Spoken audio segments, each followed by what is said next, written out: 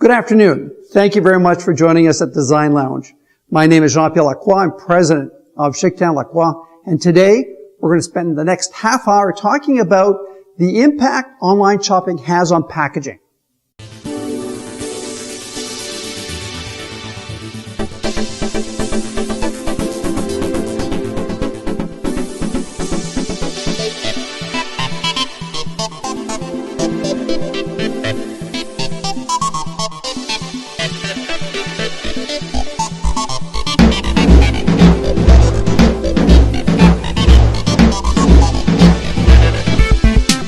There's a great quote from Mr. Houghton, who heads up e-commerce for Unilever worldwide, and they noted that consumers who shop online are 15% more loyal than consumers who shop in stores.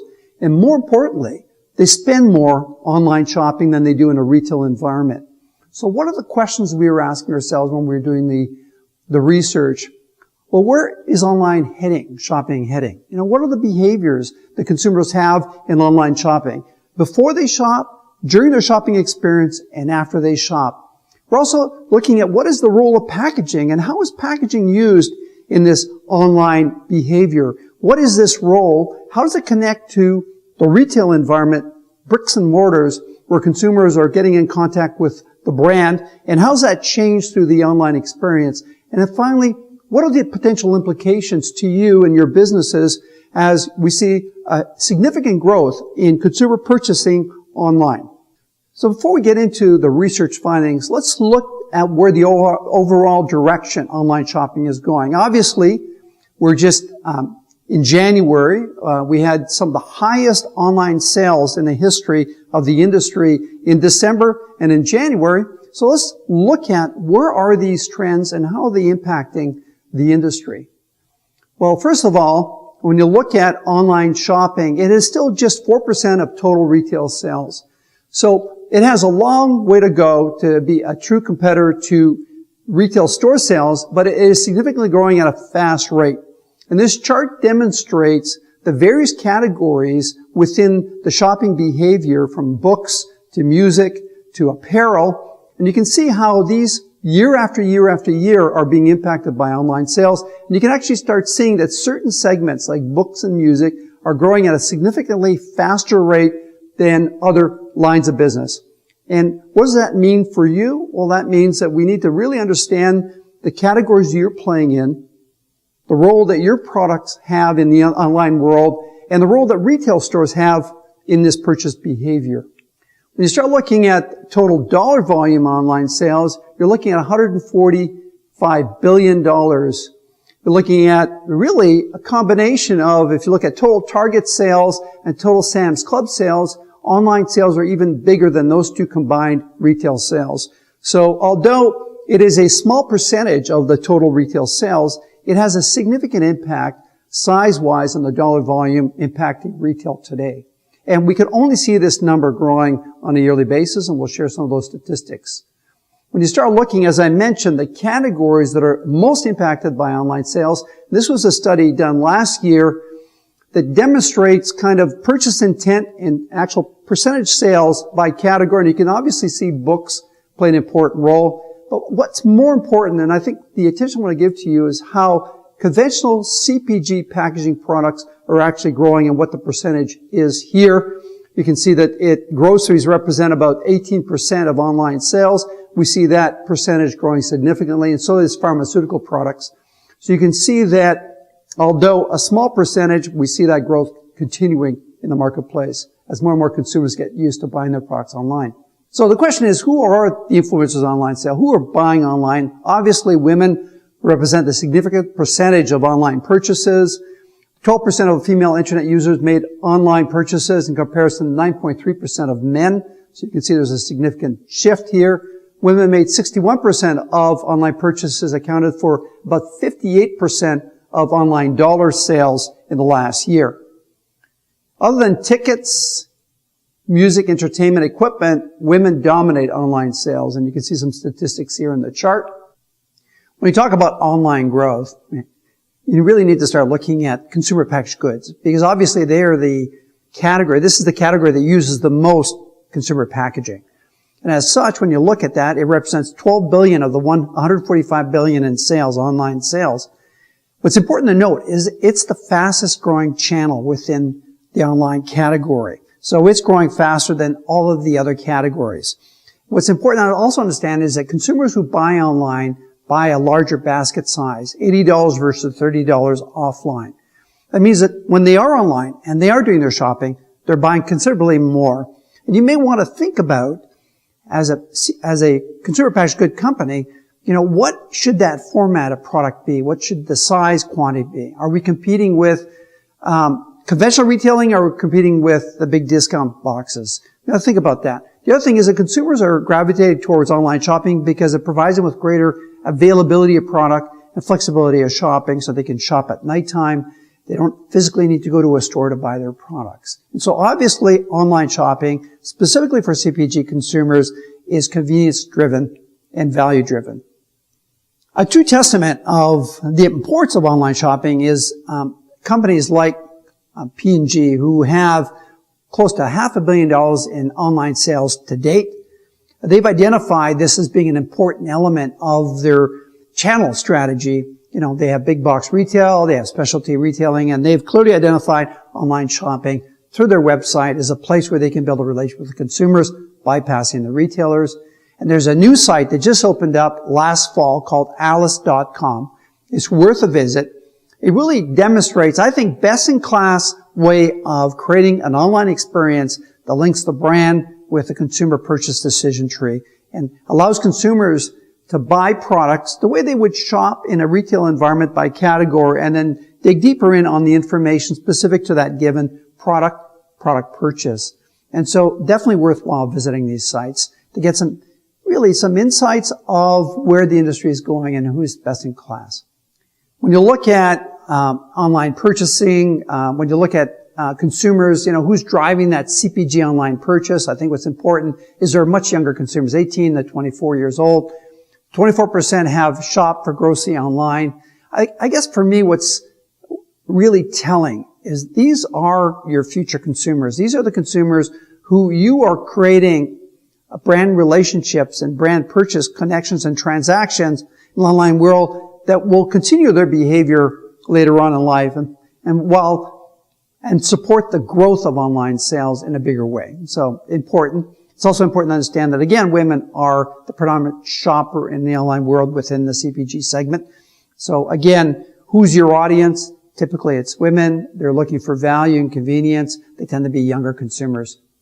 So I just want to review the key drivers. So one is 50% of online response consider reviews prior to shopping. So they're viewing their shopping as a phased process. They're looking at pre-purchase as a research. They're looking at consumer trade reviews. They're not looking for reviews from companies. They're somewhat skeptical of those comments and claims. They're looking for neighbors, friends, independent consumers or consumer groups who have rated the product. And you look at the categories, look at consumer electronics, 40% rely on reviews. For cars, it's 38%, software 28%, and cosmetics 21%. So obviously, how you brand your product and create a community that's supported by advocates for your brand is critical in an online environment for shopping. So the next question is, as part of our study is, what is the role that packaging has in an online world? Do we see the role of packaging disappearing? Or is the role of packaging shifting as more and more consumers are buying online? What is that role before they purchase, during the purchase, and after?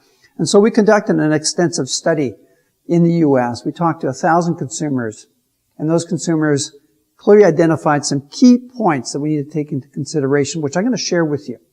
Here's a great quote from one of them. I usually have a good idea of what I want. My online experience is finding the specific product which satisfies my needs. I am looking for the right price, and I spend a lot of time comparing prices. This is one of the respondents' verbatims. Why did we set out to do this study? What were we trying to accomplish? Well, we were trying to look at the behaviors before the consumers bought products online, during, and what were their behaviors? What's the role of packaging? What are the things we need to be cognitive of that have an influence on how they shop online, and obviously after they bought the product. What's the role of packaging when it arrives to their home? What's the role of the online experience as part of that process?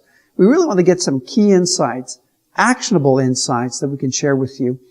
And in the next slides, we're going to share with you the research broken down in these 3 segments. So who are the respondents that participated in this study? I think it's very important. We used 2 metrics. We actually looked at the U.S. Census to find out if our respondent profile was calibrated to the population of the U.S. And yes, this slide clearly showcases the fact that the respondent's profile, even though we are focusing on consumers who shopped online, that represented the American census. We also looked at percentage of shopping online, and we looked at how much does the consumer shop online, and what's their percentage of their monthly basket size purchases. And you can see here we've clearly identified, and obviously the greatest percentage of those consumers are in the 25 or less range. So we're seeing that overall all categories, the average percentage on a monthly basis of their online purchase versus offline is around 25%. So what with their education? Well, heavy online shoppers are, as we know, are better educated consumers. They tend to have greater discretionary dollars, although that is shifting as more and more people shop online.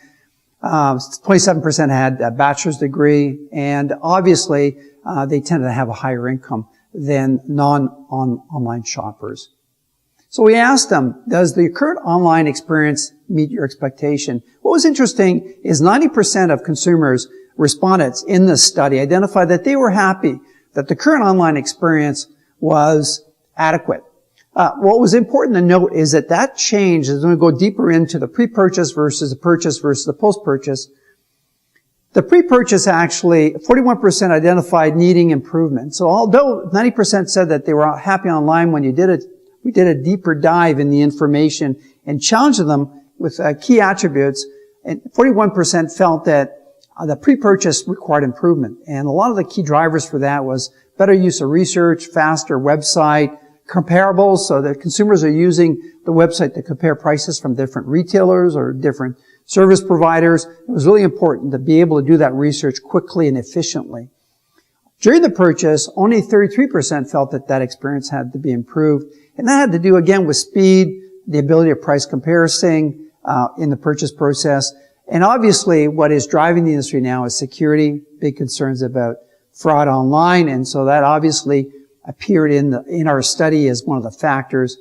And obviously, the post-purchase, there was fewer needs of improvement. But again, the opportunity of getting the full price for the product. Big issue in online purchases, as I'm sure your studies have showcased, is that consumers want to know when they agree to purchase that in that process up front versus at the end of the process, clearly the shipping cost is included or any other taxes are included in that sales process, so no surprises.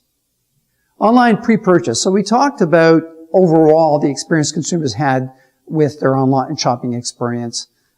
Now let's dive into greater detail on the pre-purchase, the online pre-purchase experience. We know that this is an area of opportunity. When you start looking at the needs of these consumers, speed of research is a very important factor that is driving their purchase. And you can devise that by looking at this chart and clearly understanding how much time they spend online in making their pre-purchase decision. And a lot of them spend the bulk of their time between 1 and 10 minutes online during their pre-purchase. So obviously they're covering a lot of ground. They're looking for sites that provide the flexibility of price comparing the products, but also getting the information they want quickly and not having to go through 5 or 6 scroll screens to get to the information they're looking for. So they're looking for speed when they're shopping in their pre-purchase. So when you look at the ranking of the experience importance on pre-purchase, reading online ratings was the highest, followed by prior experience with the brand. Now that's very important to understand that consumers buying online still need that connection to the offline world, the bricks and mortar, and having that relationship and that linkage.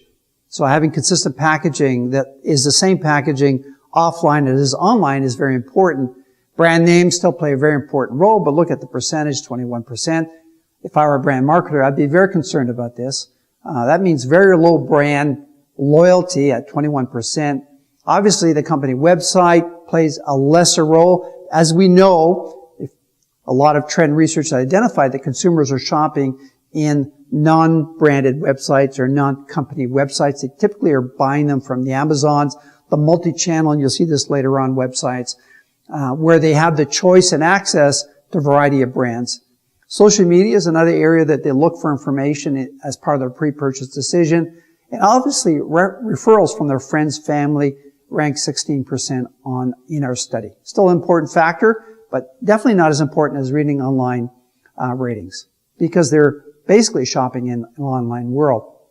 When we ask the consumers in that stage of the research, what's the role of packaging, what you see here identified in the chart is protecting the product during the shipping. So although they're making their buying decision, they're also thinking all the way to the post-purchase, and the value that the packaging has there is about protecting the product.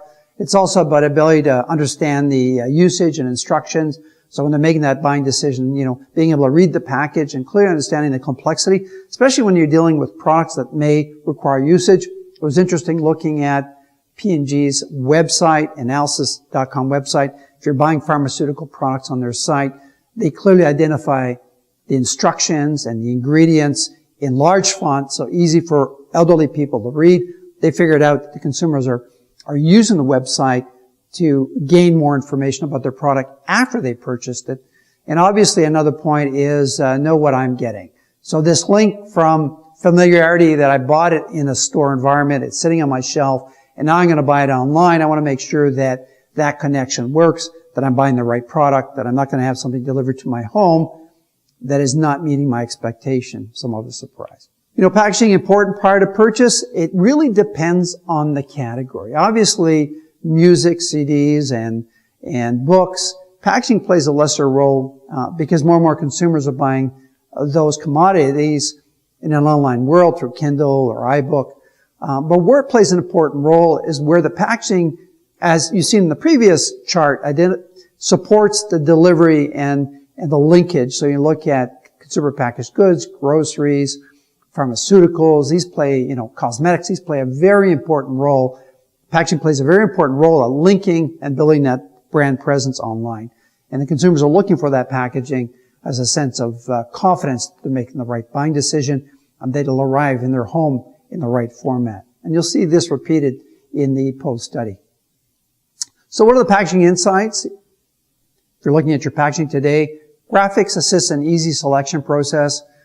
But you got to think about that. Historically, if you look at the websites today, brand marketers are taking their existing shelf packaging with all of the additional information, which can't be read on a website, and they are photographing and putting that photograph on the website. Whereas when they're shooting a TV commercial, they have the agencies simplify the packaging to its key salient messages. I think you need to think along the same lines as if you're shooting a TV commercial.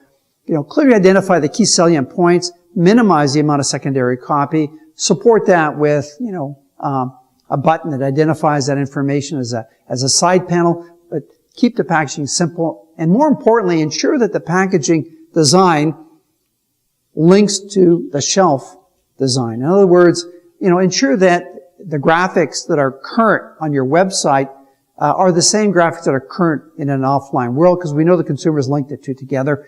And if there's a disconnect because you've redesigned your packaging and you've put it up on your website while there's still a lot of old inventory in the stores, you're creating a lot of confusion with the consumers. Also think your website in the pre-purchase speed is king. The ability to cross-select, cross-merchandise, cross-price, I think is very important. So when you look at your presence online, keep in mind that that's the behavior driving your customers. So we talked a lot about the pre-purchase. What you're going to see is there's commonalities with some very unique, distinctive points, and I'll highlight them as we go through. So now we're going to talk about during the purchase process. What are the behaviors? What's the impact? What's the influence the packaging has during the purchase process online? So the other thing that we learned is simplicity for speed during purchase. I think consumers, we explored a variety of ways of delivering that online experience and showcasing the product. We talked about virtual reality tour of the packaging where you can flip it and rotate it online. We looked at, providing the price, the feature, the competitive pricing.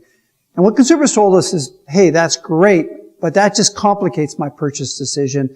Make it simple. It's not all about motion. I want to see the face panel of the package. I want to clearly understand the features of that product. I want to be able to read the write-ups, the features, the comments from other consumers. And to be honest with you, I want to, as a consumer, be able to price compare this product with its competitor. And they get a sense online, where the advantage is for both products. So I can make a buying decision while in my final selection process, while I'm still online. So again, these are very important points to keep in mind. So it's not all about the gizmos and the whiz-bangs and the newest technology. It's about keeping it simple, making it easy for them to make their buying decision. So when we aggregated this information, we dissected it, we looked at consumer packaged good brands, categories. Obviously, these categories, packaging plays a much more critical role, and you can see it here in this menu. You can clearly identify how packaging plays a key role in the online purchase experience and the online ability to shop with consumers. When you then look at packaging insights and what are the implications for you during the purchase process, again, speed of selection is important, so don't lose track of that. Better review claims and understand usage. What we mean by that is, if the product has a claim, it's great to be able to clearly understand what that claim means to consumers, especially in products that are driven by performance. So if it's fast acting, relieves this, or provides that, or cleanses this, it's really important that that claim is then further supported with statistics and fact-based information that'll help the consumer make the buying decision. Packaging supports confirmation of choice. So again, I come back to linking and ensuring that the package design, the face panel hasn't changed, that is consistent with an online and offline world. That is, for you, brand marketers, a real challenge because, as we know, most packaging conversions are what we call soft conversions, where the packaging is cycled through its inventory at retail. When you're showcasing a new package graphic online, it could be 6 to 8 months before the inventory at retail is totally depleted and replaced with a new design. So you really need to understand that sequencing to make sure that you don't create confusion with consumers so that when they get the package that they saw online is the package that they're comfortable with, that they don't think there was a mistake, that this was a dated product or it was a different product. And packaging structure reinforces safety and shipment. So when you look at your structural design, it's important to reinforce that the package will protect the product in shipping, that the product will arrive intact in its usable condition. So we're now at the final stage of the online purchase experience. This is when the consumers have already purchased, they paid for the product, and now they're in their house, their home, waiting for that product, or their offices, waiting for that product to be delivered. So what are the behaviors? And I would say in the 3 stages, this is where we see the biggest shift in the role of packaging and its behavior. And I'll explain to you why. So one of the things we asked in the study is how important is packaging post-purchase? And what was interesting to note was actually it was less important to consumers after the purchase. And we found that very startling. So when you look at, what are the verbatims as an example here? If I know the brand, I am not concerned about packaging as long as it's not breakable. So obviously if a product is breakable, packaging plays an important role. And you can actually see on this chart the range of impact, most important, and you can see obviously videos, DVDs, and games, packaging is the most important, again, for that reason. Same as computer software, you're looking at toys and dolls, and you're also looking at groceries. Groceries, obviously packaging plays an important role. Alcohol drinks, less important. Baby supplies, somewhat less important. When you look at the statistics and look at the stats here, and you look at the categories, most important for a gift versus most important overall, when we ask consumers, if you're buying this product online for a gift, is the role of packaging shifting? And actually it's shifted significantly. So when you're looking at that online behavior, you need to really understand, is this product being purchased as a gift? So giftable items, packaging plays a much more important role post-purchase versus people buying it for themselves. And so understanding those categories that you may be marketing within and the categories in which consumers will be buying those products for gifts, you would your role of packaging plays a much different role, a different impact. So when you look at the overall packaging importance, when you look at what are the key factors, it reinforces quality, came up in the study of the product, projected positive image for the manufacturer was very important, has lower impact on quality of the online experience. And what I mean by that is that consumers didn't equate the quality of the packaging with the quality of the online experience. They equated a lot of other metrics such as speed, ability of comparing, getting testimonials, and third-party endorsements played a much more important role than the role of the package in the online experience. You know, we asked a lot of questions about the shipper. You know, is there innovation in the shipper? And yes, there is. You know, the real opportunity is for packaging in the home is not so much the actual branded product, but the packaging that the branded product is shipped within. And the biggest complaint is the packaging is really hard to open. It's confusing what's inside the box. Is the product recyclable? In other words, can I put it in my recyclable bin? You know, is it good for the environment? Or can I reuse it for storage? Or some of the comments that came back in the verbatims and also in the metrics here that you see in this slide. So it's really important to understand that in the post-purchase experience that the role packaging has after it's been opened plays an important role on how they perceive you as a brand marketer and how they perceive the quality of the experience when it arrives in their home. So what are the insights here for you, the marketers? I think packaging is less important in the post-purchase. Focus on functional benefits during shipping. I think that, you know, maybe there's a tab on your website that says, you know, convenient, easy to open shipping packaging, something that talks about the convenience throughout the experience. Packaging helps support image of company and appearance. So think of how does that product, that shipper arrives in their home? Is it branded? Does it talk about the convenience? Does it talk about the quality of the organization? And obviously, it has lower quality impact on the online experience. So it's much more about the experience towards the manufacturer than it is the experience towards the online shopping process. Obviously, we've got to look at the role that packaging is having in online experience. So it's still a very important link. So check mark, you know, packaging still plays an important role in building that relationship with the consumer post-purchase, during purchase, and after purchase. It's a very part of the pre-purchase and post-purchase decisions because it makes it easier for the consumer to connect with the brand and validate that the brand that they get delivered in their home is the same one. But it's less important to the post-purchase because the consumer's already, in their mind, they've already checked out, they've already done the buying experience. As long as there's a point of reference that they know when it arrives to their home, that product was the same that they purchased online, they felt the sense of trust and security. Now, obviously, functional packaging needs trump branding and other benefits.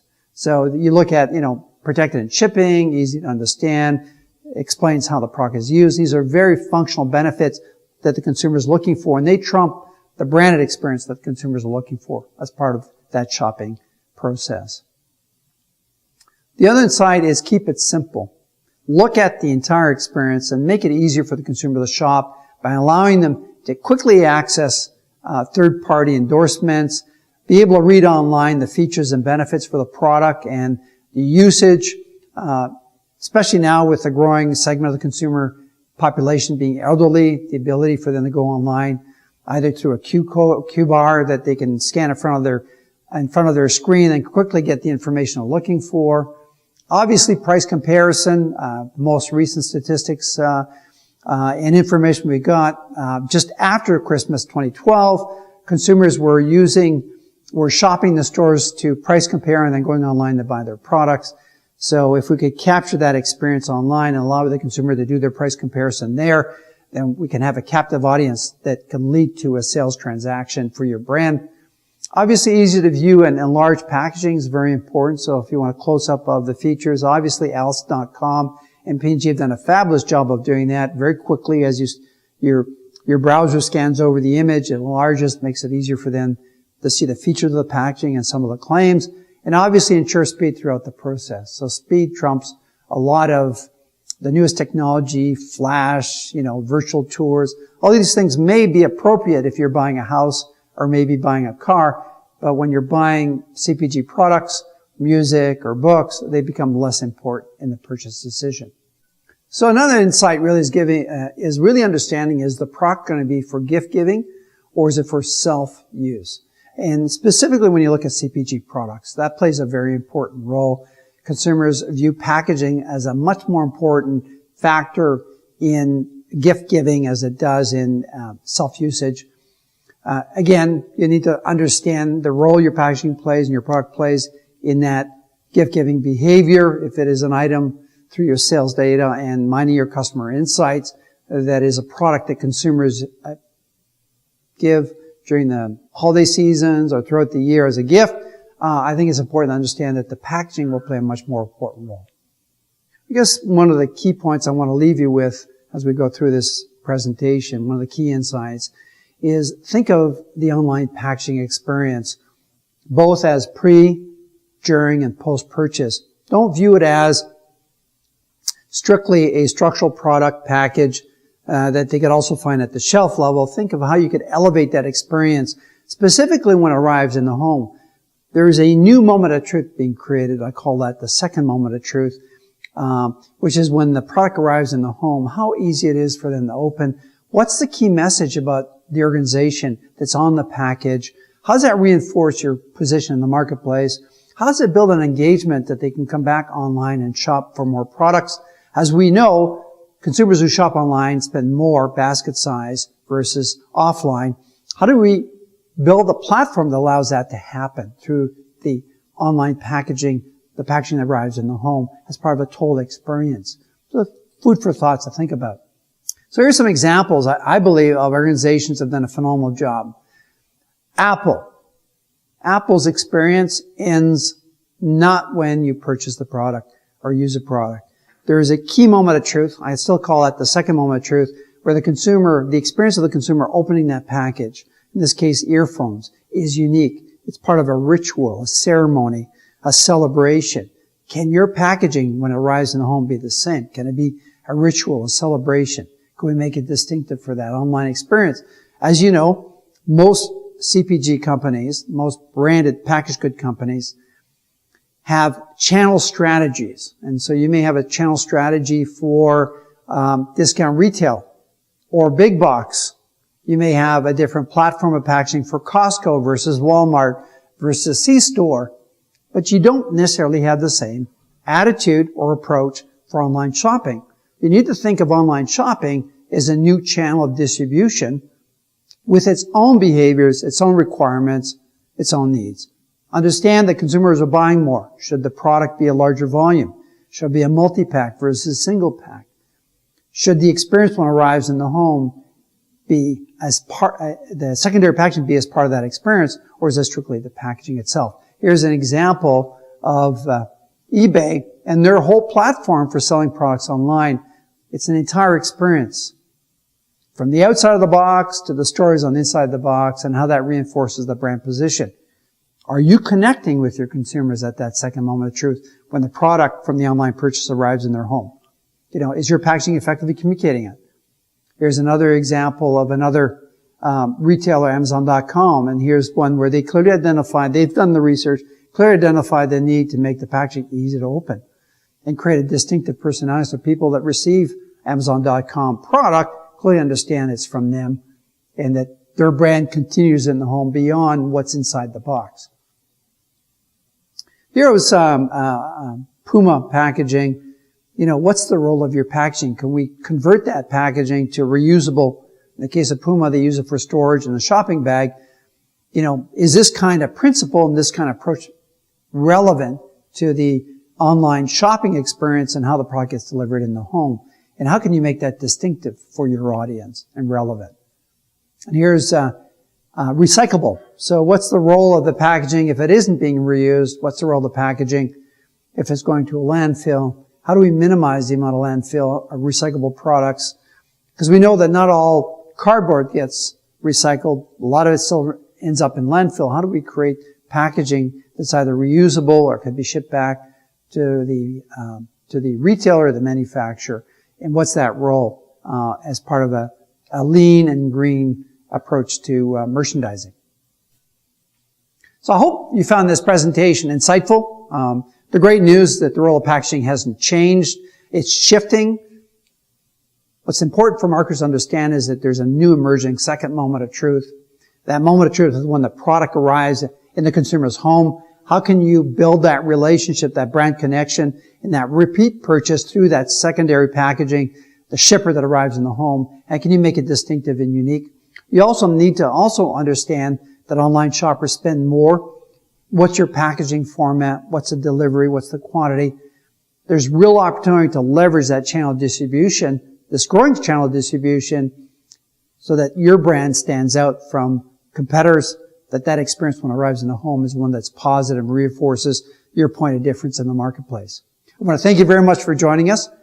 You can see there's a tab where you can download this presentation, white paper, plus the actual research tables that you can formulate the way your industry, you may want to categorize it based on your sector of the packaged good industry, looking at what the insights there and the verbatims. I'm going to leave the line open. On the screen here, there's a call-in number. Please call, ask us your questions. We'll keep the lines open for the next 15 minutes. Again, I'm Jean-Pierre. Thank you very much for joining us at this Design Lounge session. Have a nice day.